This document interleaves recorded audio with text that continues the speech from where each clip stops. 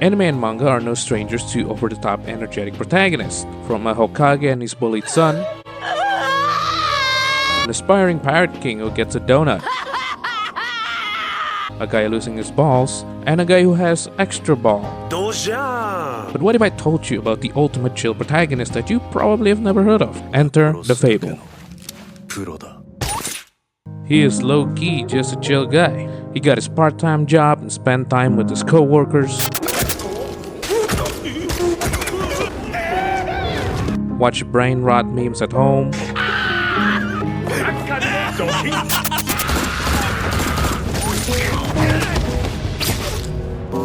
taking care of his pet bird,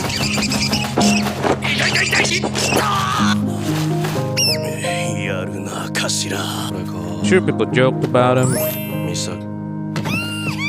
misunderstood him, but Akira Sato just wanna live a chill, normal life.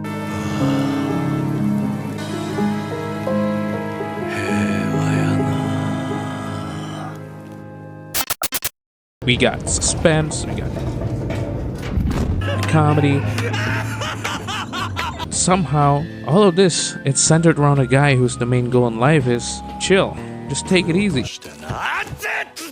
Now, let's talk about the fable of this story. Akira Sato is a trained assassin, a guy who can slay anyone, anywhere with almost zero effort. Dude be getting silent assassin ratings in them Hitman games, man. But the difference is just not bald. I'm in the thick of it. But here's the thing. His boss ordered him to chill, lay low in Osaka for a whole year. Well, because he's simply too good at his job. That means no unaliving, no increasing KD ratio, accompanied by his partner/driver disguising as his sister, Yoko Sato.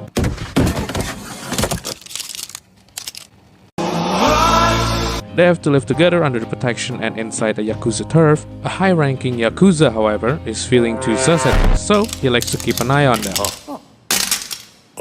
And what makes Akira such a fantastic chill main character to follow isn't just his hitman skills, it's his personality. He is unbelievably chill, yet also socially inept because he is not used to this type of lifestyle. Where most protagonists are driven by ambition or revenge, Akira just wanted to live a quiet life, ordinary life. But because the world around him is so messed up, his attempts at normalcy are comical, from eating fish fully with their bones in, to using snake knowledge to raise a girl. 赤いな。スカートは白いな。そして頭は黒い。ブラジルサンゴヘビと同じカラーリングだな。ヘビ? That's where the comic yet morbid tone comes in. Imagine a guy casually feeding his bird, while the Yakuza plot a murder or surveillance like 2 blocks away. This is my car. 調子良くないです。なんかいかくさいな、車の中。He has his deadpan monotone delivery, the lazy disinterested facial expressions, and refusal to escalate situations that just makes him endlessly entertaining.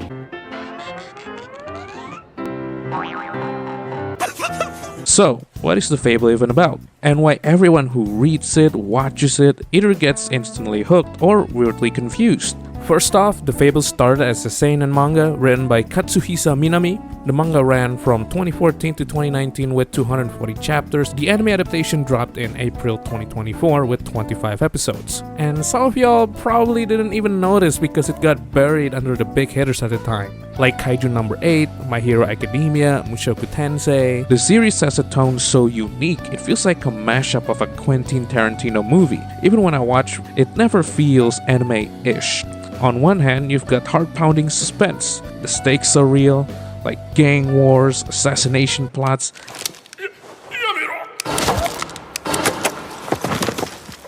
and even SA implications, and grey moral dilemmas. But then, you've got screwball comedy scenes where the Fable is trying to calm someone down. これはおもちゃ、おもちゃ。It's a wild balance and it's not for everyone. If you're expecting the clean-cut, action-packed pacing of a shonen, this isn't it. But for those who can vibe with its mix of absurd humor and grounded storytelling, the Fable is absolutely addicting, at least for me. It has enough darkness yet also a chill slice-of-life moments where the story never takes itself too seriously and it is aware of itself.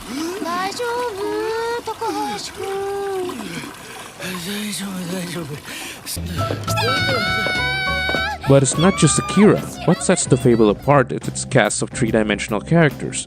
Nobody feels like a trope or an archetype. The Yakuza and people around the Fable themselves aren't just mindless bad guys or NPCs. They are people with their own goals, fears, and personality. The side characters all feel like they could exist in real life, even the horrible ones, including the antagonists. Despite how vile they are, you do understand where they come from when you start following the story, like the villain in the first story arc. After being released from prison for so long, he doesn't know how to live the current normal Yakuza life. He only knows violence from his past, and that's the only way he gets to feel things. Or maybe that also includes the creepy stalkery employee in Fable's part-time workplace, who is obsessed with one of the female co-workers, probably a Discord mod. Hell no, man. What the fuck? Remember Mineta from My Hero Academia? This is what he's like. This is what it would be like if it's real. It's also gripping yet grounded in a way. The story knows when to be serious and comedic at the same time. This realism adds a layer of unpredictability. You never know who's going to double-cross whom, who's secretly a good person, or just outright a bad person with bad intentions. Nobody in the Fable is purely good or evil, not even Akira, our lovable, chill guy. Sure, he follows his boss's orders around and avoids unnecessary violence, but his past as a top assassin isn't exactly squeaky clean. The same goes for everyone else. Yakuza members have moments of unexpected humanity. Regular folks can turn out to be morally questionable. This lack of clear hero versus villain dynamic adds layers to the story, making every character arc feel unpredictable and authentic. So, by blurring the lines of morality, the Fable creates tension that just sticks with you start to finish. Every decision feels impactful, including the consequences, and every interaction carries emotional weight because you don't know how things will turn out.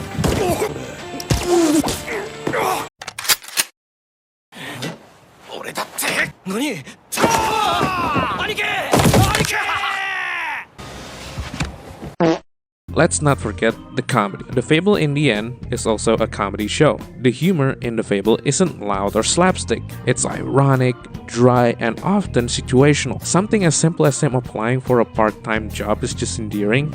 This style of humor feels refreshing because it's subtle. The series doesn't throw punchlines in your face, it lets the absurdity of the situation speak for itself. Life is absurd and the Fable knows it. We've all had moments where we are laughing over a dumb dad joke, only to be hit by shocking or terrible news right after, and that is what exactly the Fable captures so brilliantly. The mundane humor and violence really doesn't clash, it complements each other. The story thrives on these contrasts, painting a world in the story that just feels chaotic yet oddly believable. It's just a show that is just really good at shifting its tone, like tonal juggling, that few series manage to really pull off. And that brings us to another reason the Fable is so addictive. This constant flipping of the story keeps you on edge, never letting you fully relax, but also never overwhelming you. It's a delicate balance that makes every chapter or episode a surprise. Unlike a lot of mainstream anime or manga, this isn't some glorified underworld where everyone's a superhuman fighter. The setting feels lived in. This isn't some flashy, exaggerated world designed to showcase over-the-top battles. The gang wars are messy, the motivations are human, and the consequences of violence are real. And the action are usually very quick. Nobody escapes unscathed, not physically, not emotionally. So this grounded approach makes the stakes naturally feels higher because the world doesn't bend to the protagonist's will, but instead the world itself is moving while the protagonist is also living his own life. Finally, let's circle back. In the midst of all this chaos, Akira, our main character, remains the eye of the storm. His calm demeanor acts as a stabilizing force, making him the perfect point of view or lens through which we experience the Fable story's madness. Whether he's diffusing a situation with his deadpan humor or navigating a violent underworld with quiet precision, 何してる Akira, or the Fable, is endlessly fun to watch. He's not just the ultimate chill guy, he's also the glue that holds this chaotic, unpredictable, and wonderfully absurd story together. So why does the Fable work? It's not just about the action or the humor, it's about how these elements are woven together to create something greater. The tonal shifts,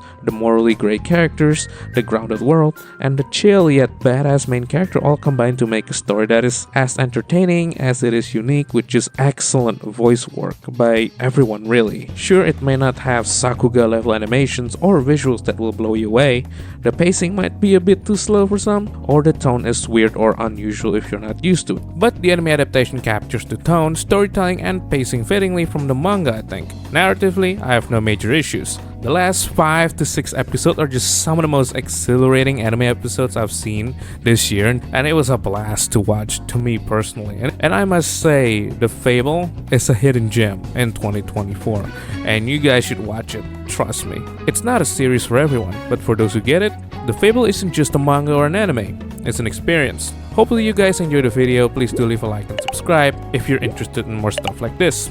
Also, leave a comment if you have opinions about it or just have questions. So thanks you for watching.